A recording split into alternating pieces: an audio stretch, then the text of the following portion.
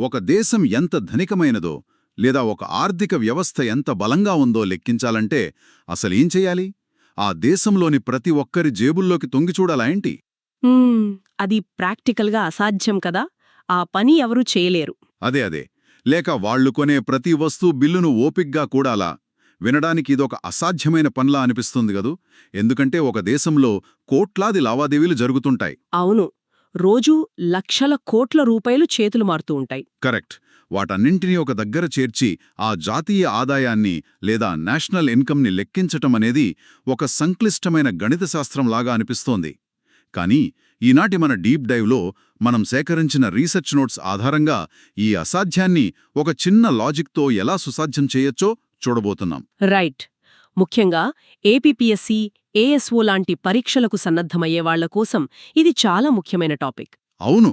అసలు ఆర్థిక శాస్త్రమనగానే చాలామంది అబ్బో భలే బోరింగ్ సబ్జెక్ట్ అనుకుంటారు. కానీ మన దగ్గరున్న ఈ సోర్స్ మెటీరియల్ దీని ఒక సినిమా కథలాగా మార్చేసింది. ఈ కాన్సెప్ట్ను ఒక అద్భుతమైన కథలాగా కళ్లకు కట్టినట్లుగా విశ్లేషించబోతున్నాం ఈరోజు. ఖచ్చితంగా. ఎకనామిక్స్ని రియల్ లైఫ్కి అన్వయిస్తే అస్సలు బోరింగ్గా ఉండదు. అదే మన మిషన్ ఇక్కడ. మన కళ్ల ముందు ఇప్పుడు తెలుగునాడు ఎకనామిక్ జోన్ అనే ఒక కల్పిత మూసివేయబడిన ఆర్థిక వ్యవస్థ ఆవిష్కృతం కాబోతోంది. అంటే ఒక క్లోజ్డ్ ఎకానమీ అన్నమాట. ఎగ్జాక్ట్లీ. ఇందులో ప్రభాస్, చిరంజీవి, రామ్ చరణ్, ఎన్టీఆర్, జగన్, లోకేష్ లాంటి మనకు తెలిసిన పేర్లతో ఉన్న పాత్రల ద్వారా ఆర్థిక లావాదేవీలు ఎలా జరుగుతాయో, అసలు డబ్బు ఒకరి చేతినుంచి మరొకరి చేతికి ఎలా మారుతుందో గమనిద్దాం.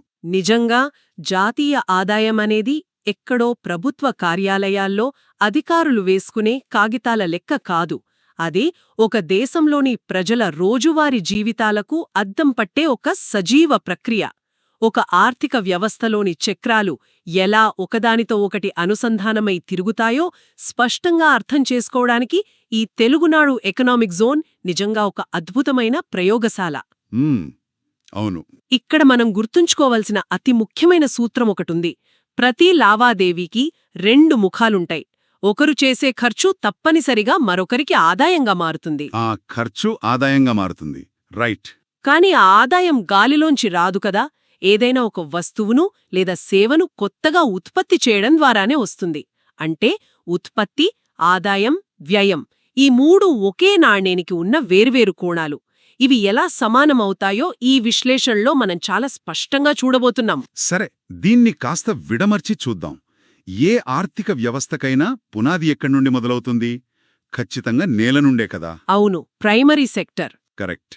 ఈయన కట్టాలంటే ముందు ఇటుకలు, సిమెంట్ లాంటి ముడిసరుకులు కావాలి కదా.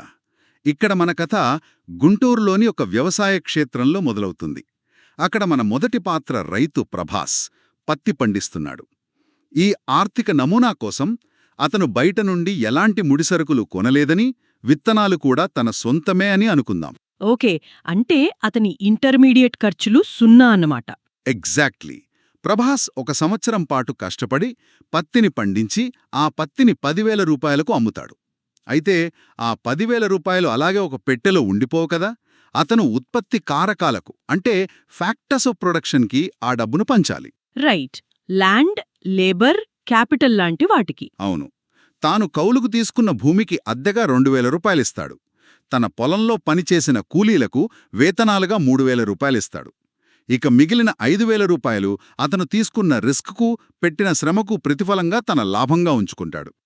అంటే రెంట్, వేజెస్, ప్రాఫిట్గా విడిపోయింది. అంతే.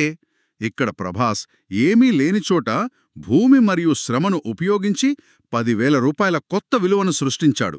దీన్నే వాల్యూ యాడెడ్ అంటారు. ఇక్కడే మనం ప్రైమరీ సెక్టర్ లేదా ప్రాథమిక రంగం ఎలా పనిచేస్తుందో చూస్తున్నాం. ప్రకృతి నుండి నేరుగా సంపదను సృష్టించడం దీని లక్షణం. ఇక్కడ గమనించాల్సిన విషయమేమిటంటే ప్రభాస్ సృష్టించిన ఆ 10,000 రూపాయల వాల్యూ యాడెడ్ గాల్లో కలిసిపోలేదు. అది నేరుగా కొంతమందికి ఆదాయంగా మారిపోయింది. కరెక్ట్. భూమి యజమానికి అద్దె రూపంలో, కార్మికులకు వేతనాల రూపంలో, ప్రభాస్కు లాభం రూపంలో. అవును, ఆ డబ్బు పంపిణీ అయింది. అంటే ఎప్పుడైతే ఒక కొత్త ఉత్పత్తి జరిగిందో అదే క్షణంలో మార్కెట్లో ఆదాయం కూడా పుట్టిందన్నమాట.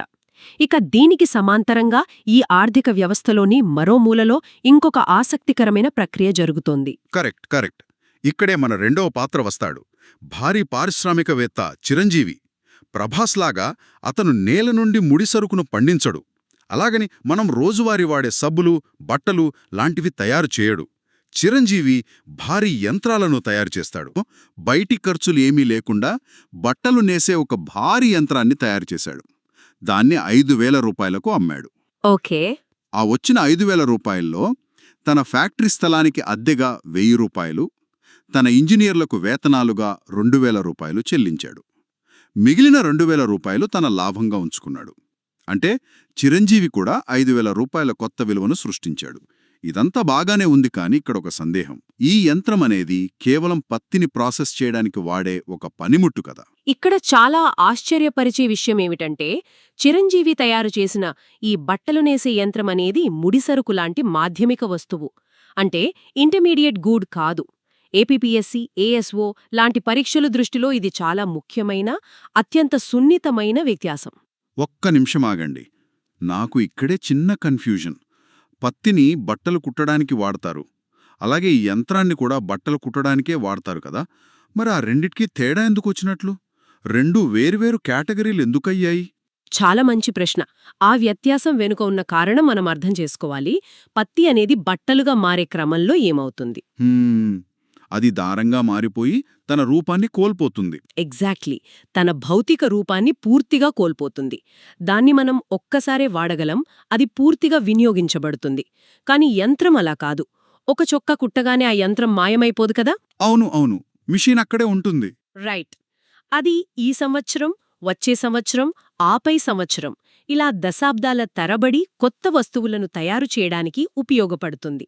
అందుకే ఆర్థిక శాస్త్రంలో దీన్ని మూలధన వస్తువు లేదా క్యాపిటల్ గుడ్ అంటారు. ఒక దేశం భవిష్యత్తులో ఎంత వేగంగా అభివృద్ధి చెందుతుందో నిర్ణయించేది ఈ మూలధన వస్తువులే. దీనికోసం పెట్టే ఖర్చును వినియోగం అనరు, పెట్టుబడి లేదా ఇన్వెస్ట్మెంట్ అని పిలుస్తారు. జాతీయ ఆదాయం లెక్కించేటప్పుడు మూలధన వస్తువులను, ముడిసరుకులను ఒకే గాటన కట్టకూడదు. ఈ చిన్న లాజిక్ అర్థమైతే చాలు, మ్యాక్రో ఎకనామిక్స్లోని సగం గందరగోళం తొలగిపోయినట్లే. వావ్, ఇది నిజంగా ఒక కొత్త కోణం. అంటే ముడిసరుకు కరిగిపోతుంది, మూలధనం నిలబడుతోంది. సూపర్. సరే, మన దగ్గర ఇప్పుడు ముడి పత్తి ఉంది, బట్టలు నేసే అద్భుతమైన యంత్రం ఉంది. కాని ఎవరైనా పత్తిని పత్తిలాగా నీరుగా వేసుకోలేరు కదా. ఎవరో ఒకరు దాన్ని ప్రాసెస్ చేయాలి. అవును, ఇప్పుడు సెకండరీ సెక్టార్లోకి అడుగు పెడుతున్నాం. అదే మ్యానుఫ్యాక్చరింగ్ రంగం. ఇక్కడ మన మూడవ పాత్ర ఫ్యాక్టరీ యజమాని రామ్ చరణ్ ఎంటర్ అవుతాడు. అతను ప్రభాస్ దగ్గర ఆ 10,000 రూపాయల పత్తిని కొంటాడు, అలాగే చిరంజీవి దగ్గర ఆ 5,000 రూపాయల యంత్రాన్ని కొంటాడు. ఆ యంత్రంతో పత్తిని ప్రాసెస్ చేసి మంచి నాణ్యమైన చొక్కాలను తయారు చేస్తాడు. ఓకే, తయారీ పూర్తయింది. తయారైన చొక్కాలను మొత్తం 25,000 రూపాయలకు అమ్ముతాడు అనుకుందాం. అందులో 15,000 రూపాయల చొక్కాలను ఒక పెద్ద రీటైల్ చైన్కు, మిగిలిన 10,000 రూపాయల చొక్కాలను ప్రభుత్వ పాఠశాలలకు అమ్ముతాడు. మొత్తం అమ్మకాలు 25,000 రూపాయలు. సో లెక్క సింపుల్ గదా. రామ్ చరణ్ ఈ ఆర్థిక వ్యవస్థకు 25,000 రూపాయల విలువను జోడించాడు. అంతేగా? ఆగు, అక్కడే మీరు అతిపెద్ద వలలో చిక్కుకున్నారు. ఏంటి, నేను వలలో చిక్కుకున్నానా? ఎలా? మీరు చెప్పినట్లు రామ్ చరణ్ అమ్మిన 25,000 రూపాయలని నేరుగా తీసుకెళ్లి జాతీయాదాయంలో కలిపితే మనం చాలా పెద్ద తప్పు చేసిన వాళ్లమవుతాం. ఎందుకు? అతను 25,000 రూపాయలకే కదా బిల్లులు వేసింది, డబ్బులు తీసుకుంది కూడా అంతే కదా. అవును, కానీ ఆ 25,000 రూపాయల్లో 10,000 రూపాయల పత్తి విలువ దాగి ఉంది. ఆ 10,000 రూపాయల విలువను మనం ఇదివరకే ప్రభాస్ ఖాతాలో జాతీయ ఆదాయంలో కలిపేశాం కదా, గుర్తుందా? ఓహో, అవును కదా. మళ్ళీ ఇప్పుడు చరణ్ ఖాతాలో కూడా ఆ పత్తి విలువను లెక్కిస్తే ఒకే పత్తిని రెండుసార్లు లెక్కించినట్లవుతుంది. దీన్నే డబుల్ కౌంటింగ్ లేదా ద్విగుణ లెక్కింపు అంటారు. అసలు డబుల్ కౌంటింగ్ ఎందుకంత ప్రమాదకరం తెలుసా? నంబర్లు తప్పొస్తాయని అంటారా? అది మాత్రమే కాదు, ఒక దేశం ఇలా డబుల్ కౌంటింగ్ చేసుకుంటూ పోతే ఆ దేశం నిజంగా ఉన్నదానికంటే చాలా రెట్లు ఎక్కువ ధనికమైనదిగా పేపర్ల మీద కనిపిస్తుంది. ఆ కృత్రిమ అంకెల మీద ఆధారపడి ప్రపంచ బ్యాంకుల దగ్గర అప్పులు తెస్తే తీర్చలేక దేశం దివాళా తీస్తుంది. అబ్బా, చాలా పెద్ద రిస్కే ఇది. అందుకే జాతీయ ఆదాయంలో ఎప్పుడైనా సరే డబుల్ కౌంటింగ్ జరగకూడదు. దాన్ని నివారించాలంటే రామ్ చరణ్ అమ్మిన 25,000 రూపాయల నుండి అతను ఒడిసరుకు అంటే పత్తి కోసం పెట్టిన 10,000 రూపాయల ఇంటర్మీడియట్ ఖర్చును తీసేయాలి. అప్పుడు మిగిలిన 15,000 రూపాయలే రామ్ చరణ్ సొంతంగా సృష్టించిన కొత్త విలువ, అంటే వాల్యూ యాడెడ్ అవుతుంది. అయితే ఒక్క నిమిషం, నాకు డౌట్. రామ్ చరణ్ 5,000 రూపాయలు పెట్టి చిరంజీవి దగ్గర యంత్రం కూడా కొన్నాడు కదా, మరి 5,000 రూపాయలను ఎందుకు తీసివేయకూడదు? దాన్ని తీసేస్తే అతని వాల్యూ యాడెడ్ 10,000 అవ్వాలి కదా. నేను కరెక్టే కదా ఆలోచిస్తుంది? చాలా ఖచ్చితమైన డౌట్ ఇది. ఇందాకే మనం మాట్లాడుకున్నాం గుర్తుందా? యంత్రం అనేది కరిగిపోయే ముడిసరుకు కాదు అని.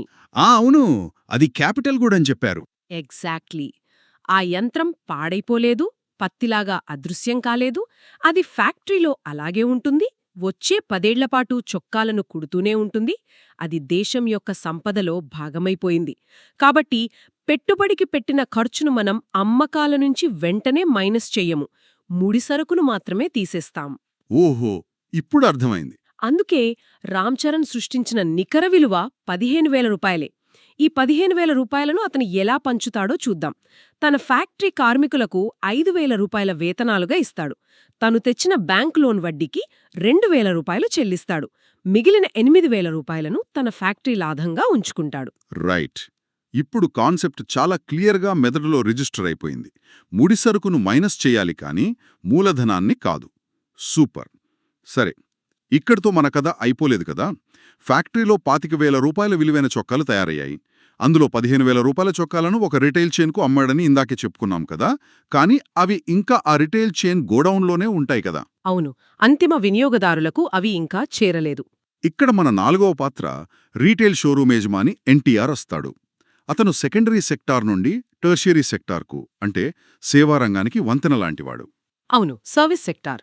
ఎన్టీఆర్ ఆ 15,000 రూపాయల చొక్కాలను రామ్ చరణ్ దగ్గర కొని తన లగ్జరీ ఏసీ షోరూంలో పెట్టి కస్టమర్లకు 30,000 రూపాయలకు అమ్ముతాడు.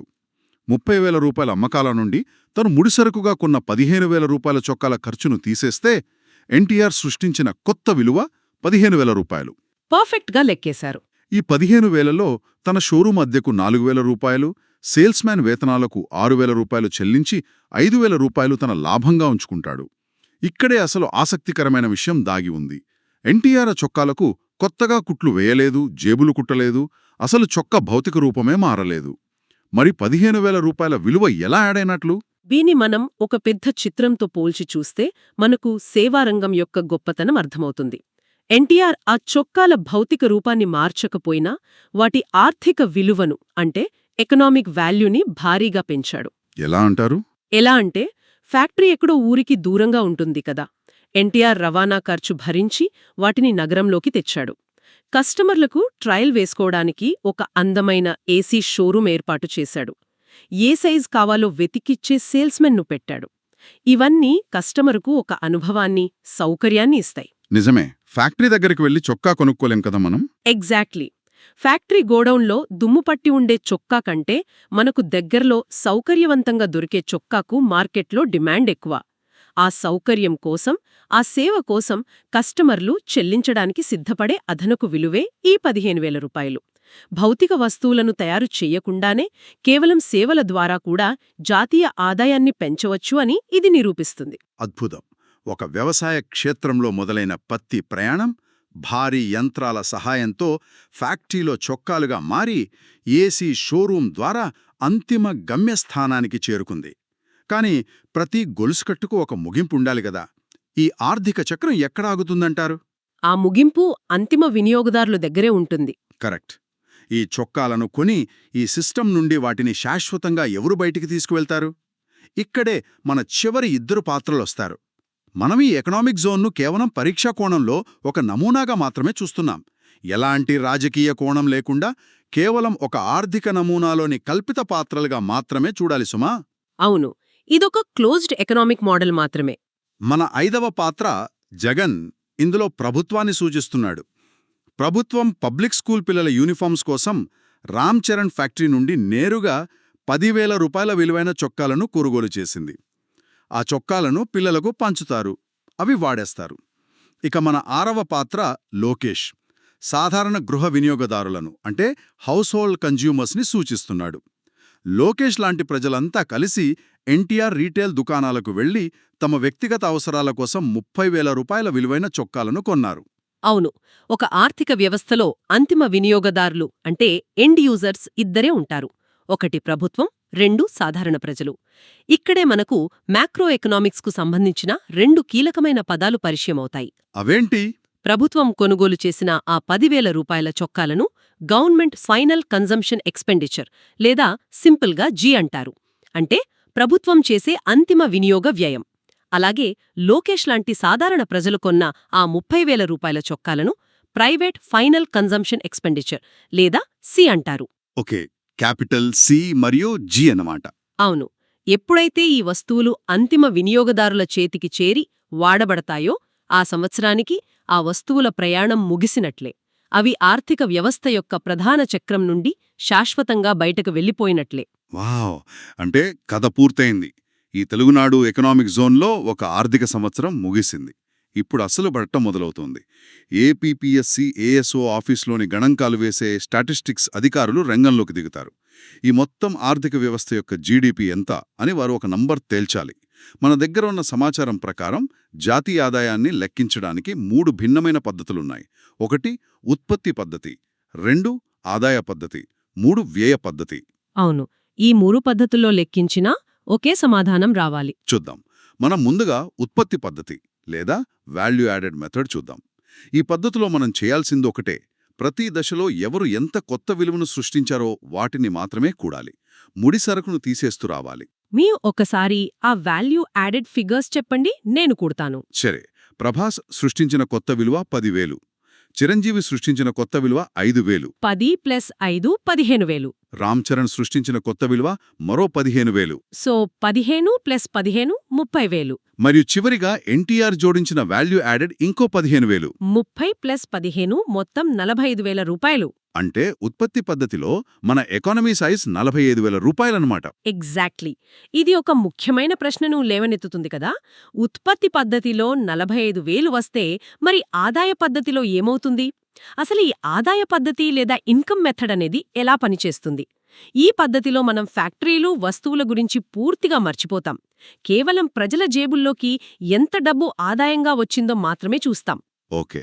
ఆర్థిక శాస్త్రంలో ఆదాయం కేవలం 4 రూపాల్లో మాత్రమే వస్తుంది. భూమికి వచ్చే అద్దె, శ్రమకు వచ్చే వేతనం, మూలధనానికి వచ్చే వడ్డీ మరియు వ్యవస్థాపకతకు వచ్చే లాభం.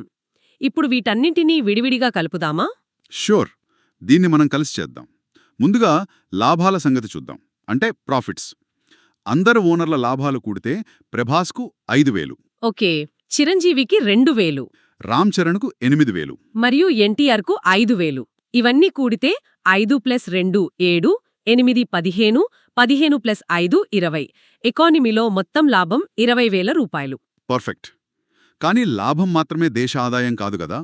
మరి సామాన్య కార్మికుల వేతనాలు అంటే వేజెస్ కూడా కలపాలి.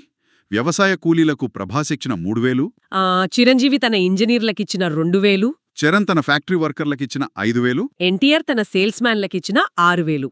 ఇవన్నీ కూడితే 3 + 2 5, ఇంకో 5 10, దానికి 6 కలిపితే 16. మొత్తం వేతనాలు 16,000 రూపాయలు. ఆ తరువాత అద్దెలు అంటే రెంట్. ప్రభాస్ భూమి అద్దె 2,000, చిరు ఫ్యాక్టరీ స్థలం అద్దె 1,000 రూపాయలు, ఎన్టీఆర్ షోరూమ్ అద్దె 4,000, మొత్తం అద్దెలు 7,000 రూపాయలు. ఇక చివరిగా వడ్డీ అంటే ఇంట్రెస్ట్. రామ్ చరణ్ మాత్రమే బ్యాంక్ లోన్ తీసుకున్నాడు కాబట్టి అతను కట్టిన వడ్డీ 20,000 ప్లస్ వేతనాలు 16,000 అంటే 36,000. దానికి అద్దెలు 7,000 యాడ్ చేస్తే 43,000. చివరిగా బ్యాంక్ వడ్డీ 2,000 కలిపితే వావ్, మళ్ళీ కరెక్ట్గా 45,000 రూపాయలొచ్చింది. ఇది నిజంగా అద్భుతం. ఉత్పత్తి అయినా 45,000, ఆదాయం కూడా 45,000. నిజంగానే అద్భుతం. ఎక్కడ ఎంత ఉత్పత్తి అయిందో అంతే ఆదాయం వచ్చింది. ఎగ్జాక్ట్లీ. కొత్తగా ఎంత విలువ అయితే ఉత్పత్తి అయ్యిందో అందులో ఒక్క రూపాయి కూడా ఎక్కడికి మాయం కాలేదు. ఆ ఉత్పత్తి మొత్తం సమాజంలో ఎవరో ఒకరికి ఆదాయంగా మారిపోయింది. ఇప్పుడు చివరి పద్ధతి ఏంటంటే వ్యయ పద్ధతి లేదా ఎక్స్పెండిచర్ మెథడ్. ఇక్కడ మనం ప్రజలు, వ్యాపారులు, ప్రభుత్వం అంతిమ వస్తువులపై ఎంత ఖర్చు పెట్టారో మాత్రమే లెక్కిస్తాం. మధ్యలో జరిగిన ఇంటర్మీడియట్ లావాదేవీలన్నీ వదిలేస్తాం. దీన్ని కూడా టెస్ట్ చేద్దాం. మనకు ఫార్ములా తెలుసు కదా, C+I+G+ నెట్ ఎక్స్పోర్ట్స్. ముందుగా సి చూద్దాం, ప్రైవేట్ కన్జంప్షన్. లోకేష్ లాంటి ప్రజలు ఎన్టీఆర్ షోరూంలో చొక్కాల కోసం పెట్టిన ఖర్చు 30,000 రూపాయలు. ఓకే. తర్వాత ఐ అంటే ఇన్వెస్ట్మెంట్. రామ్ చరణ్ చిరంజీవి దగ్గర కొన్న యంత్రం. ఇది భవిష్యత్తు కోసం పెట్టిన పెట్టుబడి ఖర్చు కదా, అది 5,000 రూపాయలు. ఆ తర్వాత జీ అంటే government expenditure. Jagan public schools కోసం ఫ్యాక్టరీ నుండి నేరుగా కొన్న చొక్కాలు 10,000 రూపాయలు. మరి ఎగుమతులు దిగుమతులు ఏవి? మనకిక్కడ ఎగుమతులు దిగుమతులు లేవు, ఎందుకంటే ఇది మూసివేయబడిన ఆర్థిక వ్యవస్థ కాబట్టి. ఇప్పుడు వీటన్నిటినీ కూడితే 30,000 ప్లస్ 5,000 ప్లస్ 10,000 మొత్తం కలిపితే అబ్బా మైండ్ బ్లోయింగ్, మళ్ళీ 45,000 రూపాయలే. ఇదే ఆర్థిక శాస్త్రం యొక్క అసలైన అందమంటే. దీన్ని మనం ఒక అద్భుతమైన ఉదాహరణతో అర్థం చేసుకోవచ్చు. ఆర్థిక వ్యవస్థను ఒక పైపుల సిస్టంలాగా ఊహించుకోండి. ఒక వాటర్ పైప్ సిస్టమ్. ఎక్కడో లీకేజ్ లేని మూసివేయబడిన పైపుల సిస్టమ్ ఇది. ఉత్పత్తి అనేది నీటిని తోడే పంపు లాంటిది అనుకుంటే, ఉత్పత్తి పంపు లాంటిది. ఓకే. ఆదాయమనేది ఆ నీరు పైపుల ద్వారా ఇళ్లలోకి ప్రవహించడం లాంటిది. ఇక వ్యయమనేది ఇండ్లలో వాడేసిన నీరు మళ్లీ డ్రైన్ల ద్వారా తిరిగి రిజర్వాయర్కు చేరడం లాంటిది. ఇక్కడ నీరు అంటే ఆర్థిక విలువ లేదా వాల్యూ. ఆ నీటి ప్రవాహాన్ని మీరు పంపు దగ్గర కొలిచినా 45 లీటర్లే ఉంటుంది, పైపుల్లో కొలిచినా 45 లీటర్లే ఉంటుంది, చివరికి డ్రైన్ల దగ్గర కొలిచినా 45 లీటర్లే ఉంటుంది. భలే చెప్పారు. అందుకే మనం ఏ కోణం నుంచి చూసినా, ఏ పద్ధతిలో లెక్కించినా సమాధానం 45,000 రూపాయలే వస్తుంది. Production equal to income equals to expenditure అన్నమాట. అంటే ఇదంతా చూస్తుంటే మనకు అర్థమవుతున్నదేమిటి? ఒక దేశంలో పౌరులు తమ శ్రమ, తెలివితేటల ద్వారా కొత్తగా ఎంతైతే సంపదను సృష్టిస్తారో అది వారికి వివిధ రూపాల్లో ఆదాయంగా మారుతుంది. ఆ వచ్చిన ఆదాయమే మార్కెట్లో వివిధ వస్తువుల మీద ఖర్చుగా తిరిగి వ్యవస్థలోకి వెళుతుంది. ఈ మొత్తం ప్రాసెస్లో ఎక్కడా డబుల్ కౌంటింగ్ చేయకుండా మాధ్యమిక వస్తువులకు, మూలధన పెట్టుబడికి మధ్యున్న స్పష్టమైన గీతను అర్థం చేసుకోవడమే ఈ జాతీయ ఆదాయ లెక్కింపులోని అసలైన రహస్యం. కరెక్ట్. ఏపీపీఎస్సీ, ఏఎస్ఓ లాంటి పరీక్షల్లో అభ్యర్థులు కన్ఫ్యూజ్ అయ్యేది ఇక్కడే. కానీ మన తెలుగునాడు ఎకనామిక్ జోన్ కథ విన్న తర్వాత ఇక ఆ కన్ఫ్యూషన్కు తావుండదు అని నేను అనుకుంటున్నాను. అవును. ఇదొక విడదీయలేని ఆర్థిక గొలుసుకట్టు. ఏ దేశ జాతీయ ఆదాయమైనా కేవలం కాగితాలపై ఉండే ప్రాణం లేని అంకెలు కావు. అవి ఆ దేశ ప్రజల కష్టానికి, సృజనాత్మకతకు, ఉత్పాదకతకు సజీవ సాక్ష్యాలు. ఎక్కడో మారుమూల పత్తి పండించే రైతు, ఏసీ షోరూంలో బట్టలు అమ్మే వ్యాపారి, ఫ్యాక్టరీలో పనిచేసే కార్మికుడు, భారీ యంత్రాలు తయారు చేసే ఇంజనీర్, వీరంతా ఒకే మహా ఆర్థిక యంత్రం నడవడానికి అవసరమైన ఇరుసులు. ఏ ఒక్కరు ఆగినా వ్యవస్థ కుంటుపడుతుంది. ఎంత అద్భుతమైన విశ్లేషణ! అయితే ఈనాటి డీప్ డైవ్ని ముగించే